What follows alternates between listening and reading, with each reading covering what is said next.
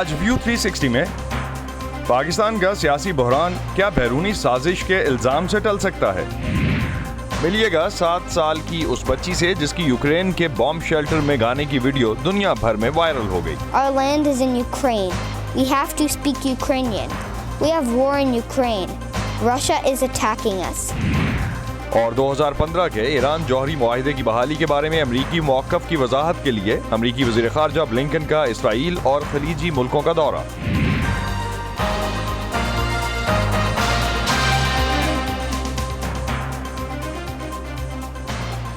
Voice of امریکہ کے Washington studios میں آپ سب کو خوش آمدید. آپ دیکھ رہے ہیں پروگرام ویو 360 اور میں ہوں اسد اللہ خالد. وزیر اعظم پاکستان عمران خان کے خلاف عدم اعتماد کی تحریک کے نتیجے میں ملک میں جو سیاسی ہلچل پیدا ہوئی ہے شاید وہ کچھ عرصہ مزید جاری رہے گی. وزیر اعظم نے موجودہ سیاسی چیلنجز کا سامنا کرنے کے لیے جو دفاعی حکمت عملی اپنائی ہے اس کا ایک پہلو وہ الزامات ہیں جن کا مقصد عوام کو یہ باور کرانا ہے کہ ان کو ہٹائے جانے کی کوششوں کے پیچھے کوئی بیرونی سازش بھی کار فرما ہے. اشارہ امریکہ کی جانب ہے اور اس حوالے سے وہ ایک خط کا ذکر بھی کرتے آ رہے ہیں. اس بیان بازی کا مقصد جو بھی ہو لیکن امریکہ میں تجزیہ کار سمجھتے ہیں کہ اس سے پاکستان اور امریکہ کے تعلقات مزید مشکلات کا شکار ہو سکتے ہیں. وزیر اعظم کے الزامات کے بعد امریکہ میں کس طرح کا رد عمل سامنے آ رہا ہے یہ بتانے کے لیے کیپٹل ہل سے ہمیں جوائن کر رہی ہیں ارم عباسی. ارم، کتنی اہمیت دے رہا ہے واشنگٹن عمران خان کے ان الزامات کو اور کیا رد عمل ہے اس پر؟ جی اسد، امریکہ کے محکمہ خارجہ اور وائٹ ہاؤس دونوں نے تردید کی ہے. ان کا یہ کہنا ہے کہ عمران خان کی جانب سے لگائے گئے یہ الزامات بے بنیاد ہیں، ان میں کوئی صداقت نہیں.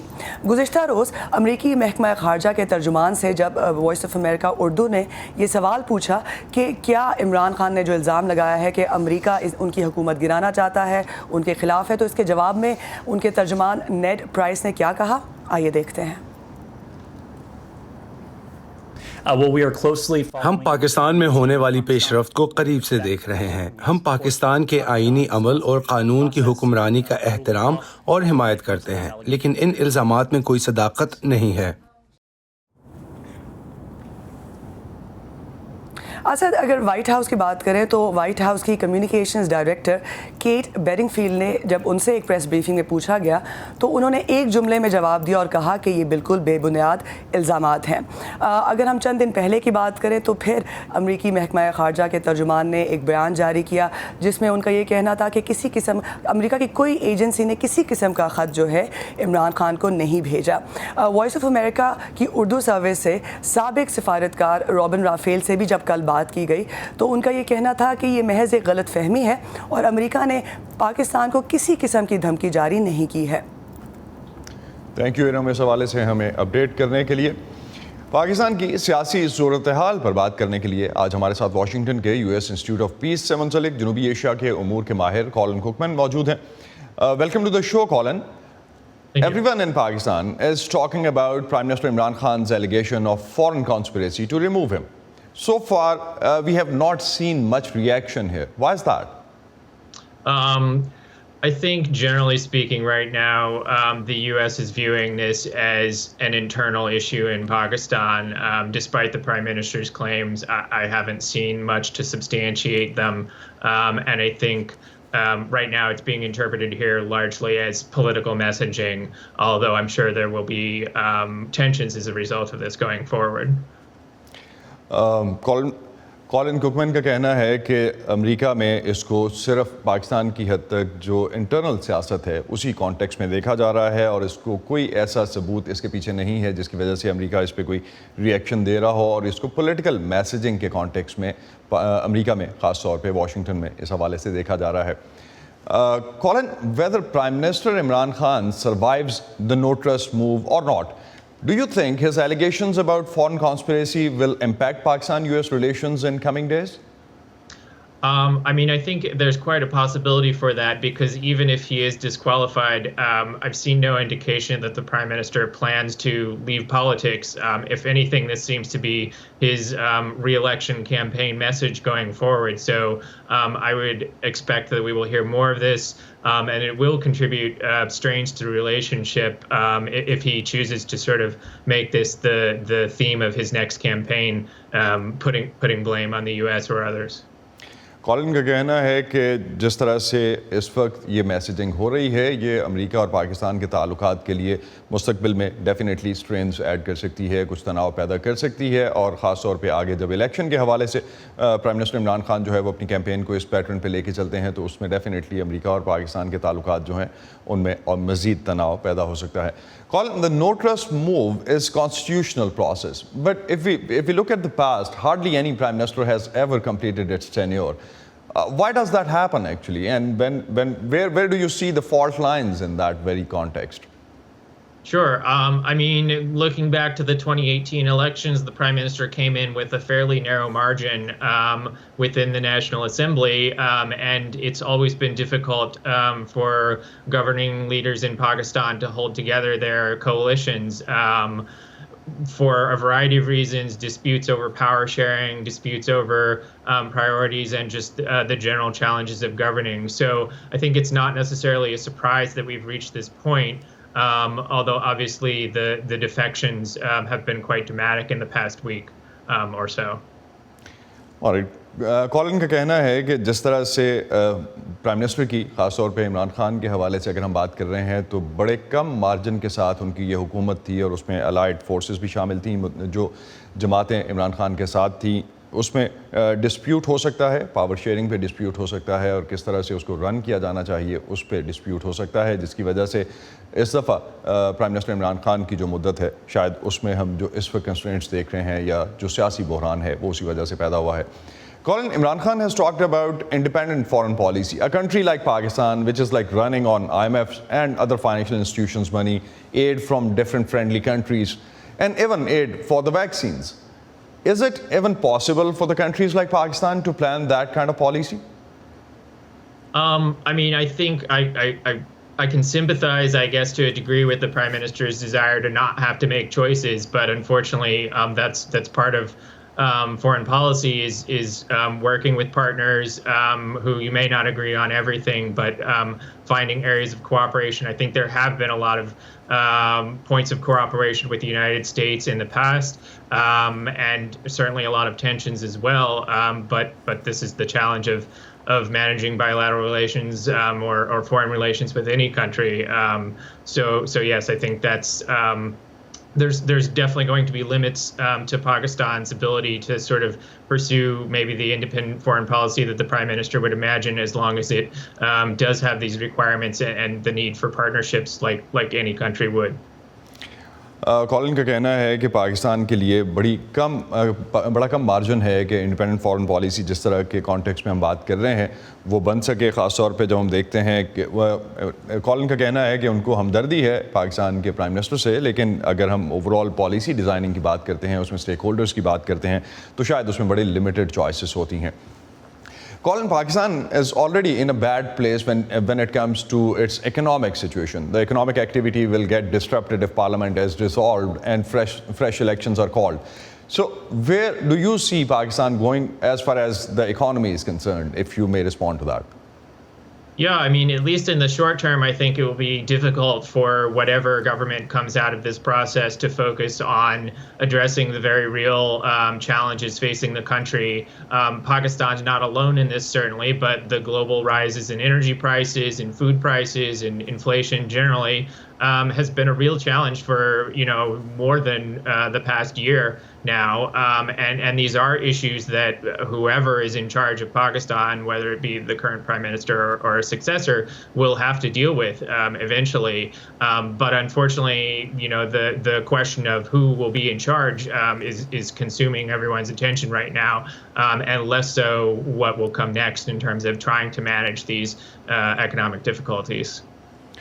कॉलिन का कहना है कि मुआशी मुश्किलात पाकिस्तान में डेफिनेटली रहेंगी. Prime minister Imran Khan survive करते हैं ये नो कॉन्फिडेंस की मोशन या नहीं करते, बोथ केसेस ये सिलसिला इसी तरह से चलेगा. और पाकिस्तान के लिए इन्फ्लेशन एक बहुत बड़ा मसला है जो कि इस वक्त बाकी दुनिया में भी ख़ास तौर पे कोविड के बाद, और अगर हम इसको रशिया यूक्रेन वॉर के तनाजुर में देखें तो तब भी ये एक मसला है जिसको पूरी दुनिया डील कर रही है. लेकिन पाकिस्तान के अपने इशूज़ हैं जिसके साथ साथ इन्फ्लेशन के हवाले से भी पाकिस्तान पे बर्डन है और इकानमी पे भी बर्डन है. One last thing at the end, when we are looking at the situation in Pakistan, yesterday I was just talking to Asfandyar Mir, he's from USIP as well. His perspective is Pakistan can bail herself out with China, probably with the $21 billion package underway. Somehow they are talking about that. Do you have any insight on that? I mean, certainly there's a strong partnership between Pakistan and China, but I'm not sure to what degree China will be prepared to come in with substantially more than what it's offered already. I imagine China is also trying to sort of parse what's going on in terms of the political uncertainty and who it should be dealing with or may be dealing with in the future. And perhaps if that situation stabilizes, perhaps they will come in as they have in the past with some more pledges. But it's not clear to me that despite the substantial investments China has made over the past, say, 5 to 10 years, there are still many more problems. And I don't know that an exclusive relationship there will be enough to sort of support, again, whichever government is leading the country going forward. Colin کا کہنا ہے کہ پاکستان اور China کی کافی strong partnership ہے اور اس context میں 5 سے 10 سال میں کافی حد تک انویسٹمنٹ بھی پاکستان میں ہوئی ہے. اور اگر یہ جو نئی ڈیل جس کی بات کل اسفندیار میر کر رہے تھے اس کانٹیکس میں کوئی بات ہوتی ہے تو وہ کن ٹرمز اینڈ کنڈیشنز پہ ہوگا, that we still need to see. Colin, last thing, what could be the terms and conditions? Would it be an aid package? Would it be an investment? If you're just like kind of calculating something on that front. I guess we'll have to see. I mean, they've done a fair amount of commercial lending, but not much or at all in terms of bilateral grants as the U.S. has done in the past. So potentially see more investment commitments through the CPEC framework or something like that. But more lending generally to support the foreign exchange reserves. But I think it's yet to be seen in terms of, again, the scope and exact nature of what that might come to be. Colin کا کہنا ہے کہ commercial landing زیادہ تر جو ہے وہ chances ہیں کہ چائنا پاکستان کو اگر دیتا ہے تو اسی کانٹیکس میں دے گا. سی پیک کے پروجیکٹس میں لگ سکتے ہیں یہ پیسے, لیکن جس طرح سے امریکہ کی طرف سے ایڈ یا گرانٹ دی جاتی ہے پاکستان کو اس کانٹیکس میں یا اس مد میں یہ پیسے شاید نہیں آئیں گے. Thank you, Colin. Thanks for giving us this feedback and insight about the whole subject. Thanks very much.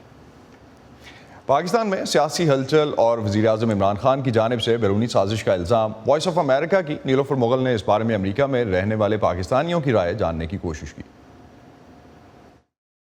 I think so Imran Khan اچھا بندہ تھا یا نہیں تھا, ٹھیک ہے, لیکن یہ تاریخ ہے پاکستان کی, کس نے 5 سال پورے نہیں کیا تو یہ عمران خان بھی نہیں پورے کرنے تھے.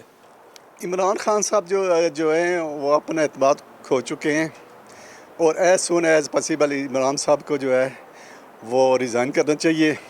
دیکھیں بات یہ ہے کہ امریکہ کسی آفیشیل نے لیٹر نہیں لکھا, یہ جو کنورسیشن ہوتی ہے یہ ہمارے جو ایمبیسیڈر صاحب نے ان کا یہ انہوں نے ایک مراسلہ بھیجا ہے, تو اس کو اتنا سیریس نہیں لینا چاہیے. یہ بیک ڈور ڈپلومیسی سے ان معاملات کو حل کرنا چاہیے.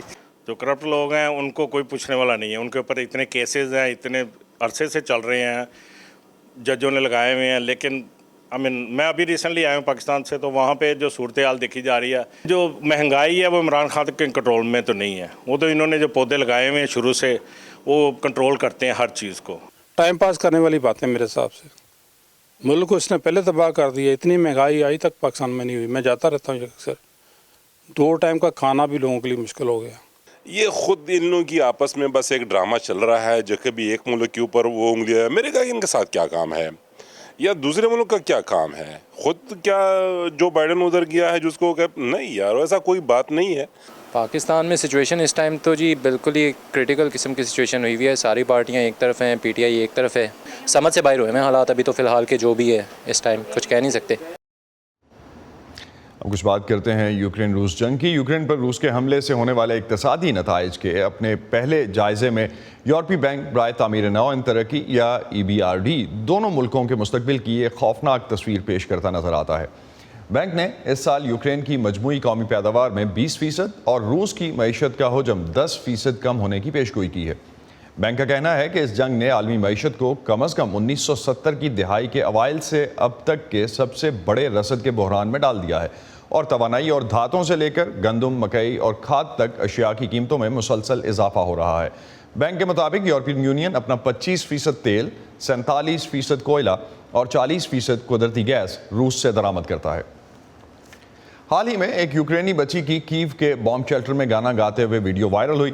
اس وائرل ویڈیو سے ملنے والی شہرت کو اب یہ بچی جنگ زدہ یوکرین کے عوام کی مدد کے لیے فنڈز جمع کرنے کا ذریعہ بنا رہی ہے۔ 7 سالہ امیلیا نیسوچ کا گایا ہوا ڈزنی فلم فروزن کا ہٹ گانا لیٹ اٹ گو دنیا بھر میں پذیرائی حاصل کر رہا ہے۔ آئیے آپ کی ملاقات کرواتے ہیں امیلیا اور ان کے خاندان سے VOA کی اس رپورٹ میں۔ جب 7 سالہ امیلیا نے گانا شروع کیا تو کیف کے پرشور زیر زمین بم شیلٹر پر، جہاں بہت سے لوگوں نے روسی گولہ باری سے بچنے کے لیے پناہ لی تھی، مکمل خاموشی طاری ہو گئی۔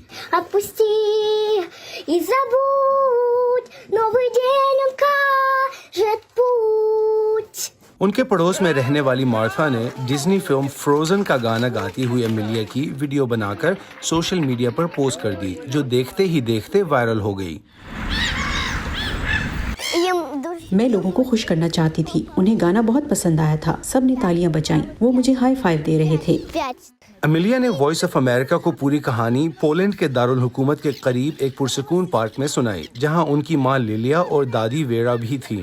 جھیل پر پرندوں کو کھانا کھلاتے ہوئے امیلیا نے VOA کو بتایا کہ وہ یوکرین میں بطخوں کو کیسے کھانا کھلاتی تھی، اور جنگ شروع ہونے کے بعد جب انہیں بار بار بم شیلٹر میں پناہ لینی پڑی اور راستے میں بارودی سرنگوں کے امکان کی وجہ سے اسے بچ کر چلنا پڑتا تھا۔ اس کی ماں لیلیا نے وہ وقت یاد کیا جب انہوں نے کیف چھوڑنے کا فیصلہ کیا۔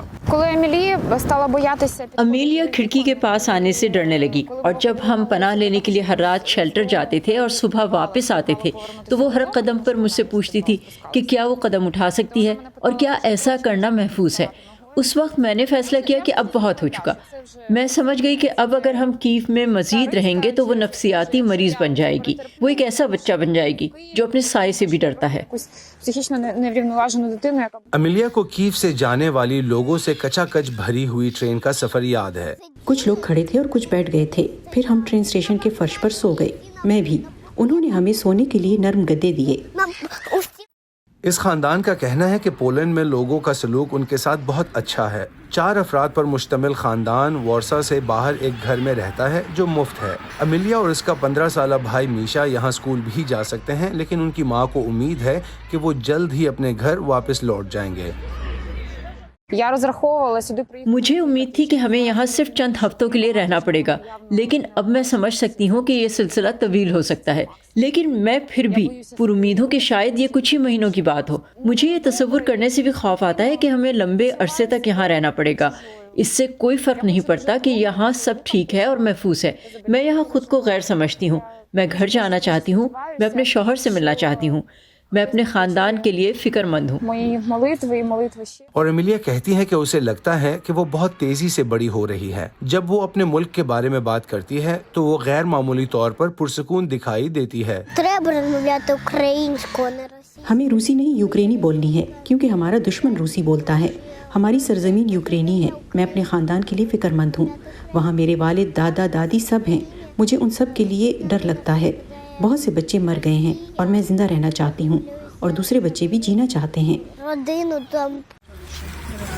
امیلیا کی ماں اور نانی کی کوشش ہے کہ امیلیا اور اس کے بڑے بھائی کے لیے زندگی معمول کے مطابق رکھ سکیں۔ پچھلے سال امیلیا نے کیف میں اسکول جانا شروع کیا تھا، اب وہ ایک پناہ گزین ہے۔ وارسا کے قریب اس چھوٹے سے قصبے میں اس نے اپنی تعلیم دوبارہ شروع کی ہے۔ اس خاندان کو امید ہے کہ جنگ جلد ختم ہو جائے گی اور وہ جلد ہی گھر واپس جا سکیں گے، مگر فی الحال چھوٹی سی امیلیا پولینڈ کے ارد گرد چیریٹی کانسرٹس میں اپنے گانے کی اہلیت اور شہرت کا استعمال کر رہی ہے اور یوکرین کی مدد کے لیے بہت سے پیسے جمع کر رہی ہے۔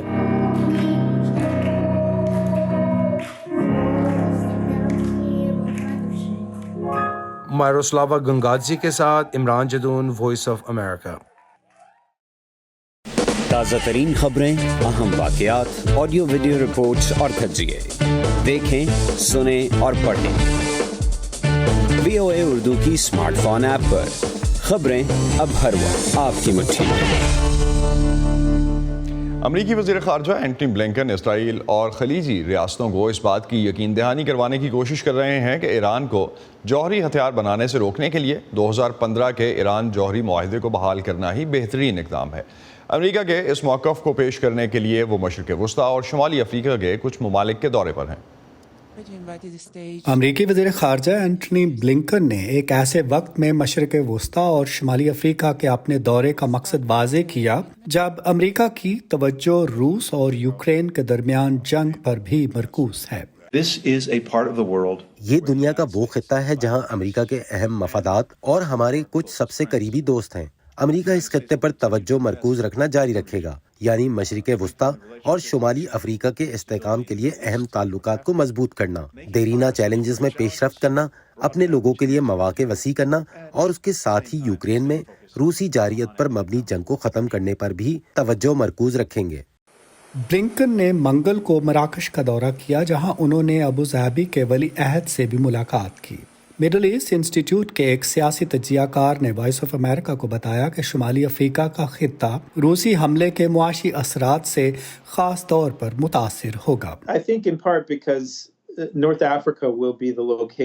اس کی ایک وجہ یہ ہے کہ شمالی افریقہ وہ خطہ ہے جو پہلے ہی خوراک اور توانائی کی قیمتوں میں اضافے سے معاشی اور سماجی طور پر بہت زیادہ دباؤ محسوس کر رہا ہے۔ اگر آپ کو یاد ہو تو یہ ایک دہائی سے پہلے کی بات ہے کہ وہاں عوامی بغاوتیں ہوئیں جو انقلابات اور بدامنی کا باعث بنی، جن کا جزوی تعلق اس وقت اشیاء کی قیمتوں میں اضافے سے بھی تھا۔ لہٰذا میں سمجھتا ہوں کہ یہ ان سفارتی کوششوں کا حصہ ہوگا کہ دیکھا جائے کہ آیا ہم کوئی مدد کر سکتے ہیں۔ اپنے دورے کی پہلی منزل اسرائیل میں بلنکن نے خطے میں اپنے اتحادیوں کو یقین دلانے کی کوشش کی کہ امریکہ ایران کو کسی جوہری ہتھیار کے حصول کی اجازت نہ دینے کے لیے پرعزم ہے۔ امریکہ باور کرتا ہے کہ 2015 کے ایران جوہری معاہدے کے مکمل نفاذ کی طرف واپسی ہی پہلے کی طرح ایران کو جوہری پروگرام سے روکنے کا بہترین طریقہ ہے، جس سے امریکہ کے معاہدے سے دستبردار ہونے کے بعد وہ آزاد ہو گیا تھا۔ بائیڈن انتظامیہ 2015 کے ایران جوہری معاہدے کو بحال کرنے کے لیے کام کر رہی ہے، جس نے پابندیوں میں نرمی کے بدلے تہران کے جوہری پروگرام پر بندش لگا دی تھی۔ سابق صدر ٹرمپ نے سن 2018 میں امریکہ کو اس معاہدے سے الگ کر دیا تھا۔ ماہرین کا کہنا ہے کہ ایک بدستور حل طلب مسئلہ یہ ہے کہ ایران چاہتا ہے کہ اس کی نیم فوجی فورس پاسداران انقلاب کو امریکہ کی غیر ملکی دہشت گرد تنظیموں کی فہرست سے نکالا جائے۔ اسرائیل اور زیادہ تر ریپبلکن قانون ساز ایسے کسی اقدام کی مخالفت کرتے ہیں۔ بائیڈن انتظامیہ اسے صرف جوہری معاہدے کے طور پر پیش کر رہی ہے، جبکہ یہ ایران کے دہشت گردی کے آلات، بیلسٹک اور کروز میزائلوں، ڈرون یا دیگر غیر متناسب فوجی صلاحیتوں اور خطے میں امریکہ کے اتحادیوں یا امریکہ سلامتی کے لیے دیگر خطرات پر پابندیاں عائد نہیں کرتا۔ لہٰذا دہشت گردی یا بیلسٹک میزائل کے موضوع کی آڑ میں ایران کو غیر جوہری پابندیوں میں نرمی کی پیشکش کرنا کوئی معنی نہیں رکھتا، لیکن بدقسمتی سے ایسا لگتا ہے کہ بائیڈن انتظامیہ اس راستے پر چل رہی ہے۔ ایران کا کہنا ہے کہ جوہری معاہدے کی تجدید کا کوئی سمجھوتا قریب ہے، تاہم امریکی حکام زیادہ محتاط ہیں اور کہتے ہیں کہ ابھی کچھ پیچیدہ مسائل باقی ہیں۔ سنڈی سین کے ساتھ ندیم یعقوب، وائس آف امریکہ۔ اسی پر ختم کرتے ہیں آج کا ویو 360۔ اسٹے سیف اور پاکستان اور خطے سمیت دنیا بھر کی اہم خبروں اور دلچسپ معلومات کے لیے آپ آ سکتے ہیں ہماری ویب سائٹ urduvoa.com پر۔ یہ سارا کانٹینٹ آپ کو ملے گا ہمارے سوشل میڈیا پلیٹ فارمز پر بھی، facebook.com/VOA Urdu، یوٹیوب پر ہمارا چینل ہے VOA اردو کے نام سے، اور ٹویٹر انسٹاگرام پر ہمارا ہینڈل ہے @UrduVOA۔ اب تک کے لیے اتنا ہی، اسد اللہ خالد کو اجازت دیجیے، خدا حافظ۔